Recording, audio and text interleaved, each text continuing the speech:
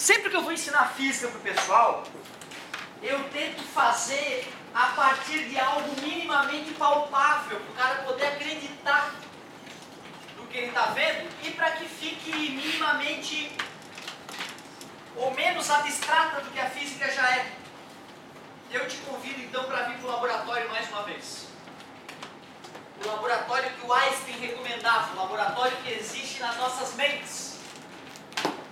A criatividade do ser humano é um puta no laboratório. Dá uma olhada, meu querido, o que nós vamos fazer agora.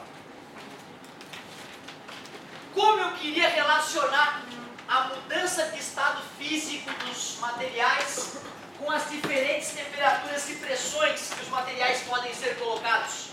Para isso nós vamos pegar esse equipamento altamente moderno, equipamento com dois botões, P de pressão, T de temperatura, tem um blindex aqui que pode abrir, botar qualquer coisa lá dentro, fechar e se divertir mudando pressão e temperatura. Mas como nós somos cientistas no laboratório, nós vamos anotar os dados das nossas observações no gráfico temperatura versus pressão. Presta atenção nisso, tá? É altamente intuitivo que eu vou te mostrar. Peguei lá um objeto que está no estado sólido, a pressão atmosférica, abri o blindex da máquina, coloquei o objeto lá dentro, está ali ele, na fase liquidamente sólida, fechei o blindex. Como eu estou no planeta Terra, próximo do nível do mar, 1 atmosfera é a pressão. Atmosferas. Aí eu olho para o objeto e penso, sólido. Deixa eu ver qual é a temperatura aqui. Ah, tá, a temperatura é mais ou menos essa aqui. Então o objeto está naquela situação ali, sólido. Legal. Eu aumento a temperatura e olho para o objeto, sólido. Já foi para cá a temperatura e ainda continua sólido. E eu vou fazendo isso. Olho, sólido. Sólido. Aí uma hora eu dou uma aumentadinha na temperatura e vejo uma coisinha derretendo ali, uma pocinha, derreteu uma gotinha, tá vendo? Opa, eu vou lá e marco esse momento importante. Eu vou lá e marco, opa, foi, deixa eu ver qual é a temperatura? Ah, aquela ali. Aí tu vem na temperatura em que isso aconteceu e marcar esse ponto, aquilo ali foi ponto importante. Tu fica olhando a bagaça, daqui a pouco ficou tudo líquido, como era de se esperar, líquido. Oh, legal, aumenta a temperatura, líquido, ó, tá aqui já, ó. Líquido. Líquido. Oh, líquido. Aí de repente, começa um vaporzinho a sair. Opa, deixa eu ver. Oh, foi naquela temperatura ali. Deixa eu marcar. Temperatura em que mudou de estado físico de novo. Ali, ó. Essa temperatura aqui virou de sólido para líquido, ali de líquido para vapor. Tu olha para a máquina depois de algum tempo, tem uma nuvenzinha de vapor ali espalhada. Aí tu, vapor, uma hora vai até brilhar essa porcaria desse vapor, vai ficar no estado gasoso. Então beleza, tu marcou dois pontos importantes ali. O ponto que passou da fase líquida para a fase, da fase sólida para a líquida e da líquida para a fase de vapor. Só que aí tu podia te perguntar, né, o que será que acontece nas outras pressões? Será que é igual nas outras pressões? Deixa eu ver. Faz a substância ficar no estado sólido de novo, estado sólido. Diminui a pressão, olha lá, girei para a esquerda botando a pressão, quer dizer que agora eu estou estudando uma pressão um pouco abaixo de 1 atmosfera, pode ser 0,8 atmosfera, e vou brincar de novo. Sólido. Opa! Começou a derreter, tá vendo ali a gotinha que surgiu? Vou marcar essa temperatura, deixa eu ver qual é a temperatura. Ah, sim. Tu vai perceber, cara, que a 0,8 atmosferas, a pressão em que mudou de estado físico, a temperatura na mudança de estado físico é um pouco abaixo da primeira temperatura. Vai ficar tudo líquido, aí tu vai lá e continua aumentando a temperatura, de repente, vaporzinho saindo. Tu vê que temperatura é essa, estás fazendo o estudo a 0,8 atmosfera e tu marca essa temperatura onde mudou o estado físico. Agora é só ter paciência, meu querido, e continuar fazendo isso. Faz a coisa ficar no estado sólido de novo. Baixa a pressão mais um pouquinho e faz um estudo numa pressão um pouco abaixo. Sabe o que tu vai perceber? Que quanto mais baixa a pressão, mais fácil é fazer a coisa aí do sólido para o líquido. E logo em seguida ela já vai do líquido para o gasoso. A diferença entre a temperatura de fusão e distribuição, muda. E elas vão ficando próximas. Chega uma hora, cara, que tu vai fazer essa análise com a pressão tão baixa que tu cai da cadeira no laboratório. A coisa estava no estado sólido e com um aumento de temperatura, de repente vê uma fumacinha saindo da coisa sólida, indo para o estado gasoso. Ou seja, chega uma hora que esses dois pontos se transformam em um único maldito ponto.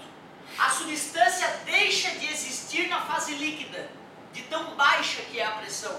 A coisa vai direto do estado sólido para o gasoso. É assustador para quem vive numa pressão atmosférica como a nossa, jurando que o estado líquido sempre está presente entre a fase sólida e gasosa. É mentira. E de repente, então, os dois pontos se transformam em um só, já que a fase líquida deixou de existir. Depois tu brinca que nem uma criança faz, liga ponto. E surge o diagrama de fases. Ou seja, tens que ver que o diagrama de fases não é um desenho maluco de um físico retardado que sonhou com aquilo e desenhou. Não! É algo palpável, é algo que tu vai para o laboratório com uma máquina dessa e tu vê acontecendo na tua frente. Eu preciso que tu, além de saber a construção, a origem, a ideia por trás do diagrama de fases, tu saiba reconhecer onde é sólido, onde é líquido, onde é gasoso. Eu preciso que tu saiba o nome de cada uma dessas curvas aí. O nome desse ponto, tu vai ter que saber, o nome dessa curvinha, o nome dessa curvinha, o nome dessa curvinha, e o nome desse ponto, e o nome dessa temperatura. Tu vai ter que saber tudo isso. Deixa eu começar a melhorar o meu desenho então. O primeiro desenho que eu fiz foi um desenho didático, para tu entender como é que surge o diagrama de fases. E ele está até mais realista do que eu vou fazer agora. O que eu vou fazer agora é só para tu poder enxergar melhor o diagrama. O primeiro era até mais realista. Diagrama de fase sempre vai relacionar temperatura e pressão. Na grande imensa maioria dos casos, nessa ordem. Eu já vi o cara do vestibular, sei lá, brigou com a família, e ele trocou a posição temperatura versus pressão. Certo? Isso pode acontecer. Em discussões familiares, aí a coisa esquenta, o cara fica mal-humorado, vai para o trabalho e descarrega, né? Então, ó, esse aí é um diagrama mais didático, ele está menos realista, tá? Essa perna aqui está muito comprida, mas só para a gente poder enxergar as coisas. Deixa eu dar um nome aqui para as coisas. PT tem nome feio, mas não tem nada a ver com o nosso querido partido, tá? É outra história, certo? E não tem nada contra o PT, tá? A gente só contra todos os partidos políticos, vocês sabem disso, né? Esse aqui é o PC, é o PC. O PT, ele está relacionado com a temperatura do ponto triplo e ele está relacionado com a pressão também, pressão do ponto triplo. Já o ponto crítico, já vou dar nome para ele, só está relacionado com a temperatura crítica. Ele não está relacionado com pressão alguma ali. PT, então, o que seria esse PT? Seria ponto triplo. Ponto triplo. O que é a definição dele?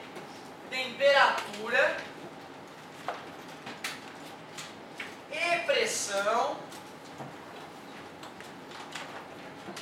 nas quais os três estados físicos coexistem.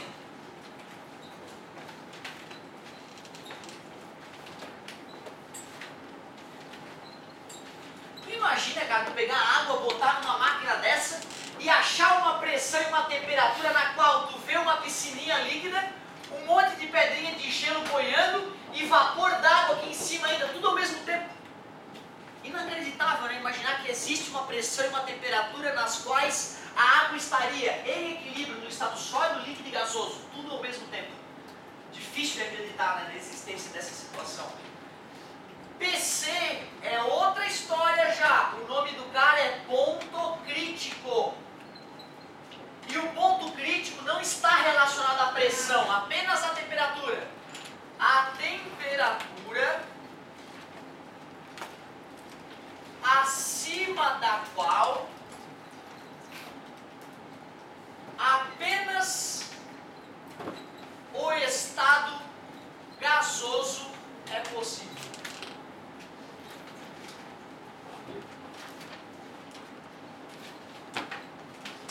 É graças ao diagrama de fases que nós podemos afirmar que todas as estrelas estão na fase gasosa.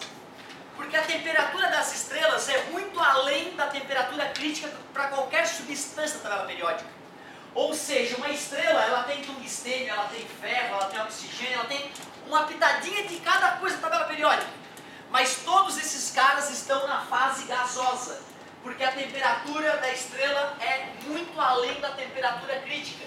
Assim, todas as substâncias que existem estariam no estado gasoso.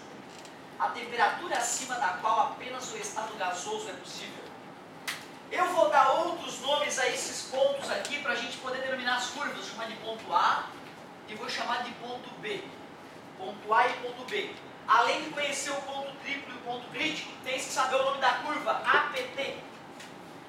O nome da curva PTB, meu Deus. Deus nos proteja dessas siglas. E a curva PTPC também.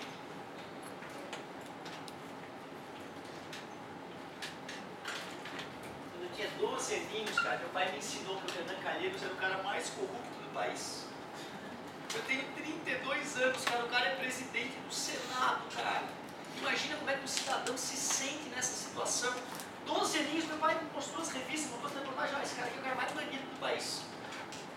Tristeza, né, gente? Me ajuda, cara, me ajuda. Discute com a tua família sobre política, com teus filhos. Manda eles voltarem a alguém que nunca participou da política até então. Diminui um pouco a chance de a gente se arrombar na mão desses bandidos. Me ajuda, cara! APT, curva.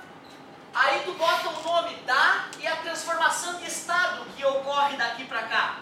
Tu sabe que se a temperatura baixa bastante é o estado sólido. Se tu aumenta um pouco a temperatura, passa pelo líquido eventualmente. E se aumenta um pouco mais a temperatura, o estado é gasoso. Tu tem que saber esses estados. E essa curva APT, ela separa o sólido do gasoso. O nome da transformação do sólido direto para o gasoso é sublimação. Por isso que chama-se curva da sublimação. Curva da sublimação. PTB, meu Deus. PTB, então seria curva da... Qual é o nome da transformação de sólido para líquido? Fusão, né? Curva da fusão. O professor não poderia se chamar curva da solidificação? Até poderia, mas via de regra a gente dá o nome da transformação de estado com aumento de temperatura.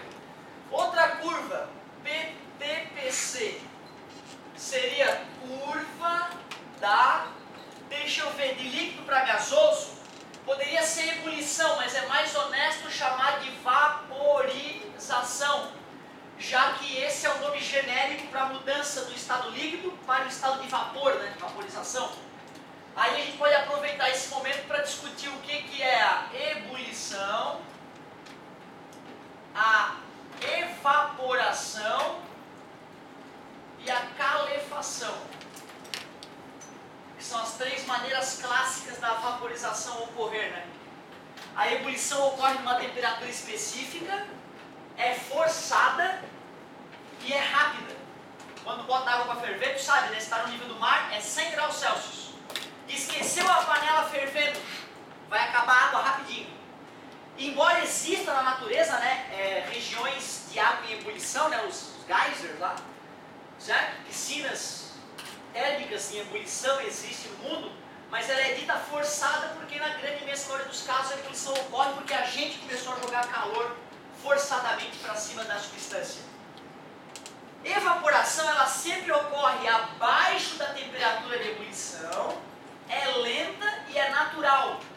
Né? Não se esqueçam, tu está perdendo água agora, nesse instante, dá para calcular quantas gramas de água tu perde a cada segundo, né? Certo?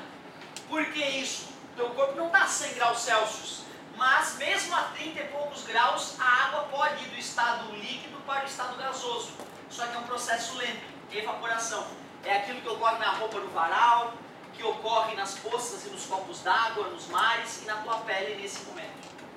Calefação, eu gosto de lembrar aquela história de fritar o ovo, né? O cara fritou o ovo, pegou a frigideira, teflon cancerígeno, aquela história toda, né? Sim, teflon cancerígeno, que só no Brasil é permitido, que na Europa já foi banido, né? Mas sempre se arrombando, né? Certo? Inacreditável, né, cara? Governantes do mal. Por que não proteger a gente, né, cara? Então, na verdade, o cara vai lá, pegou aquela frigideira cancerígena clássica e em vez de esperar esfriar, né, o teflon desgrudar mais rápido, dar câncer mais rápido, bota debaixo d'água. Isso é um problema. Isso é um problema, beleza? Então não façam calefação. calefação após usar os utensílios, as panelas, porque isso gera dilatações, né, drásticas, fazendo com que as coberturas que a gente usa para não aderir o alimento nas panelas, né, aquela cobertura cancerígena, se solte mais rapidamente, contaminando a família. Ah não, professor, minha mãe só usa panela de alumínio. Pois é, o câncer no Brasil aumentou drasticamente depois que as panelas de alumínio começaram a ser usadas no país. E no mundo todo foi assim. Panela de alumínio é venenosa também. Pede para tua mãe não arear mais a panela, porque isso é uma grande burrice, uma grande ignorância. Ela perdeu o tempo dela esfregando o bombril na panela. Vai soltar uma água cinzinha, depois que ela passar a água, tu vê aquela coisa cinza saindo. Aquilo são partículas de alumínio. E quando ela vai temperar a comida e passar a colher de pau, aquelas partículas de alumínio se soltam na comida. E a gente vai comendo alumínio, certo? Então, a panela de alumínio boa é aquela que não é areada, aquela que vai escurecendo com o passar do tempo, que fica aparentemente suja, mas a família fica saudável. Beleza? Então avisa tua mãe, vamos parar de arear a panela de alumínio. Aproveita quando for fazer o termograma, pede de alumínio, um teste de alumínio, tem muita gente que já está com o alumínio lá nos limites, né, saudável, e não sabe disso. Tem uma tia minha que tem alumínio demais no corpo em função de arear a panela de alumínio. Então cuidado, hein, gente. Tu vê que viagem, né, cara? Tem umas coisas que uso panela de quê, professor? Não é fácil escolher a tua panela. Barro é uma boa, né? Panela de barro não vai dar merda. Pode ter certeza, né? Aquela panela clássica de barro, só para lavar aquilo ali é um saco, né? Haja fogão também para cozinhar na panela de barro, demora muito mais. Panela de repente, de pirex, aquelas panelinhas que parecem um vidro especial, né? Aquelas são razoáveis. Inox, o pessoal também não fala muito bem. Então vale a pena falar para o professor de química, pedir uma dica para ele de que panela é menos mortal. Que viagem! Olha que a legislação siga o exemplo de outros países, né? E proteja a população brasileira de todo o mal. Muito bem. O que mais? Ebulição, calefação, evaporação. Que perigo! Este é o gráfico clássico para a maioria das substâncias. Para a maioria das substâncias. Porém, substâncias com dilatação anômala, tipo a água, o gráfico, né, o diagrama de fases, que é o nome dessa matéria, diagrama, nome justo, né? Diagrama de fases, ele fica diferente, meu querido. Ele parece muito a curva da sublimação e a curva da vaporização é muito parecida. Só que a curva da fusão, ela é diferente, olha só. Em vez de ela crescer acompanhando a curva da fusão, ela cresce para o outro lado, ó. Eu digo que forma um chifrinho do bem, ali, certo? O chifrinho da salvação. Como é que a gente consegue detectar que essa aí é o diagrama de fases da água? Tu já viu alguém patinar no gelo? Já viste patinação no gelo?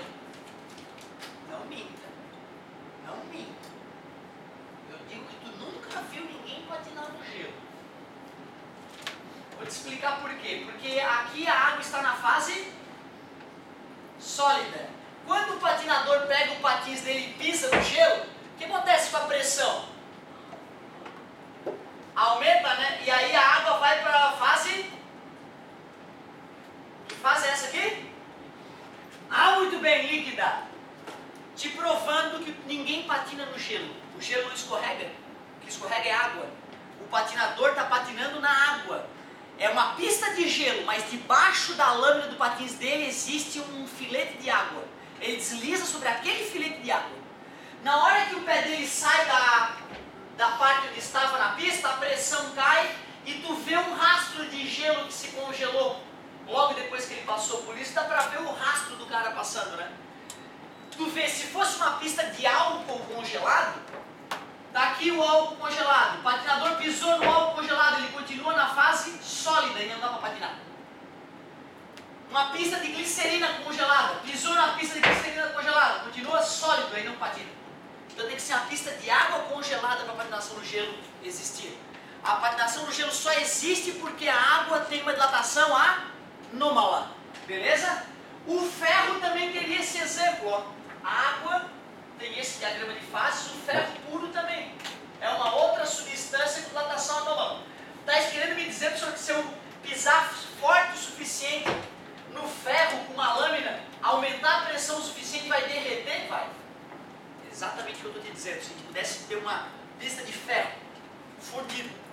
Não, ferro sólido, né? Ferro fundido é o nome técnico que está na indústria, ele é sólido. Se eu pisar com força suficiente, derreteria na região onde a pressão é alta o suficiente, só porque tem a dilatação anômala.